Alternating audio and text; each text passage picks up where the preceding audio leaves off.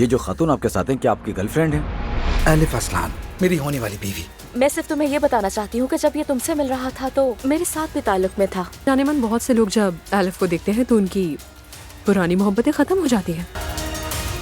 दुआ, अगर तुम्हें सोना तो ठीक है, फिर जा रहा हूँ। 1 मिनट, मुझे बात करनी है। मैंने बहुत सोचा। ठीक कह रहे हो, ऐसे नहीं चल सकता। कर लेते हैं निकाह, बच्ची की खातिर।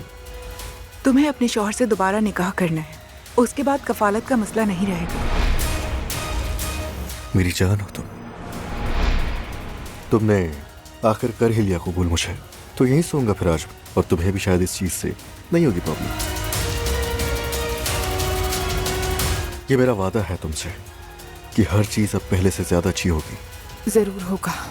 फिर मैं तुम्हें दोबारा तलाक दिलवा दूंगी और कफालत भी ले लूंगी। कल जैनब मैडम के घर गया था, पिज्जा नाइट पे इनवाइटेड था। अर्तुरुल साहब भी वहाँ थे। हम इस पार्टनरशिप से पीछे हट रहे हैं नस्लियान। मिस्टर अर्तुरुल के असिस्टेंट ने कॉल की थी। उसने बताया कि मिस्टर अर्तुरुल अब सप्लाई बिजनेस में दिलचस्पी नहीं रखते। जैनब मैडम और अर्तुरुल साहब सुबह से ही साथ थे। जैनब ऐसी तो नहीं है। तुम्हारे शौहर ने जो कुछ भी किया है, मुझे नहीं लगता कि हमें उसको हल्का लेना चाहिए। मेरा ख्याल है तुम्हारा शौहर प्लानिंग से आगाह है। तुम हिम्मत नहीं हार सकती दुआ, बिल्कुल नहीं।